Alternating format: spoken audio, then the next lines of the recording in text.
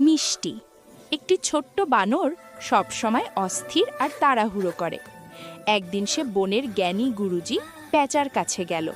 মিষ্টি গুরুজিকে জিজ্ঞেস করল, গুরুজি, এমন কোনো উপায় নেই যাতে আমি ফল পাড়ার জন্য এত লাফালাফি না করে সহজেই সব কিছু পেয়ে যাই?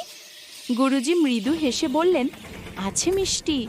গভীর জঙ্গলে একটি জাদুকরি কলা গাছ আছে। তার কলা যেই খায় তার সব ইচ্ছা পূরণ হয়। কিন্তু সাবধান, একটির বেশি কলা কখনো খাবে না। মিষ্টি আর দেরি না করে সঙ্গে সঙ্গে জাদুকরি গাছের দিকে দৌড় লাগালো।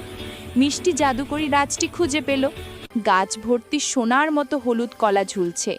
মিষ্টি একটি কলা ছেড়ে খেলো এবং সঙ্গে সঙ্গে ইচ্ছা করলো, আমার এখন প্রচুর বাদাম চাই। ঝট করে তার সামনে এক গাদা বাদাম এসে পড়ল। মিষ্টি অবাক, সে আনন্দে আত্মহারা হয়ে গেল। লোভ সামলাতে না পেরে সে ভাবল, আরেকটা কলা খেলে কি হয় দেখা যাক।